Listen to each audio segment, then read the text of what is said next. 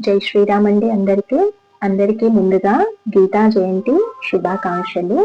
ఈరోజు భగవద్గీత పుట్టినరోజు అన్నమాట. మీ అందరికీ తెలుసు కదండి. 5000 సంవత్సరాల క్రితము శ్రీకృష్ణ భగవానుడు అర్జునుడికి కురుక్షేత్రంలో తన కర్తవ్యాన్ని అలాగే జ్ఞాన భాండాగారాన్ని అర్జునుడిని నిమిత్తంగా చేసుకొని మనందరికీ వివరించాడనమాట. మనందరికీ బోధ చేశాడు.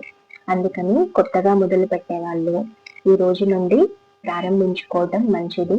మీరు మీ కుటుంబ సభ్యులు మరీ మీ పిల్లలు ఈ రోజు నుండి భగవద్గీత పుస్తకానికి పూజ చేసి రోజు ఒక్క శ్లోకం చొప్పునైనా తప్పకుండా చదవండి. అలాగే ఈ శుభ తిథి నుండి మనం కూడా భగవద్గీత రోజుకో శ్లోకం చొప్పున ఒక వీడియో చేయాలని అనుకుంటున్నాను. ఆ క్రమంలో ఈరోజు మొదటి అధ్యాయం మొదటి శ్లోకం ఏంటి అంటే, శ్రీమద్ భగవద్గీత ప్రథమాధ్యాయము అర్జున విషాద యోగము. ధృతరాష్ట్ర ఉవాచ ధర్మక్షేత్రే కురుక్షేత్రే సమవేత యుయుత్సవః మామకాః పాండవాశ్చైవ కిమ కుర్వత సంజయ. ధృతరాష్ట్రుడు పలుకుతున్నాడు ఏమని అంటే, సంజయ, యుద్ధము చేయుటకై కురుక్షేత్ర పుణ్యభూమిలో ఉండి మావారును పాండవులను ఏమి చేస్తున్నారు అని అడుగుతున్నాడు అనమాట. భగవద్గీత మొదటి శ్లోకమే ప్రశ్నతో మొదలవుతుందండి. అలాగే అజ్ఞానంతో మొదలవుతుంది. ధృతరాష్ట్రుడు గుడ్డివాడు, అతనికి కళ్ళు కనిపించవు. అందుకని అతను యుద్ధాన్ని నేరుగా చూడలేదు. కాబట్టి తన మంత్రి అయిన సంజయుని యుద్ధంలో ఏం జరుగుతుంది అని వివరాలు అడుగుతూ ఉంటాడనమాట. ఆ సంజయుడికి తన దివ్య దృష్టి ద్వారా అక్కడ జరుగుతున్నదంతా కూడా ధృతరాష్ట్రుడికి చెప్తూ ఉంటాడనమాట. భారత యుద్ధం కురుక్షేత్రంలో తప్పనిసరి అవుతుందండి. కౌరవులకి పాండవులకి మధ్య ధృతరాష్ట్రుడి కొడుకులు కౌరవులు, తన తమ్ముడైనటువంటి పాండురాజు కొడుకులు పాండవులు, వీళ్ళిద్దరి మధ్య ధర్మయుద్ధం మొదలవుతుంది. యుద్ధం జరగకుండా ఉండాలని చెప్పేసి స్వయంగా కృష్ణ భగవానుడే ప్రయత్నించినప్పటికి కూడా అహంకారపూరితుడైనటువంటి దుర్యోధనుడు కౌరవులు ఒప్పుకోరన్నమాట. యుద్ధం చేయడానికి సంసిద్ధంగా ఉంటారు.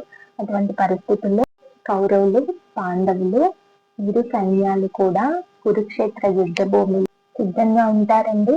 అప్పుడు కౌరవుల తండ్రి అయినటువంటి ధృతరాష్ట్రుడు అడుగుతున్నాడనమాట తన మంత్రి అయినటువంటి సంజయుని, అక్కడ ఏం జరుగుతుంది, ధర్మక్షేత్రమైనటువంటి కురుక్షేత్రంలో నా కుమారులు మరియు పాండవులు ఏం చేస్తున్నారు అని అడుగుతాడనమాట. ఇక్కడే అతని స్వార్థం మనకి తెలుస్తుందండి. తన తమ్ముడి పిల్లలైనటువంటి పాండవులకి రాజ్యం దక్కకూడదు, తమ పిల్లలకే కౌరవులకే దుర్యోధనుడికే రాజ్యం కట్టబెట్టాలని చెప్పేసి అతడికి బలంగా ఉంటుంది. అది అతడి స్వార్థ బుద్ధి. ఈ సందర్భంలో ధర్మక్షేత్రమైనటువంటి కురుక్షేత్రంలో ఇలా మొదటి శ్లోకం ప్రారంభమవుతుందండి. అయితే ఇక్కడ ధృతరాష్ట్రుడు అజ్ఞానానికి సంకేతం అండి. ఎందుకంటే అతడికి కళ్ళు కనిపించవు కదా. మనందరికి కూడా కళ్ళున్నా కూడా మనం అజ్ఞానులమే. ఎందుకంటే జ్ఞానం ఏంటో తెలియనంత వరకు కూడా మనం అజ్ఞానంలో ఉన్నట్లే. మనం కూడా గుడ్డి వాళ్ళగానే లెక్క అన్నమాట.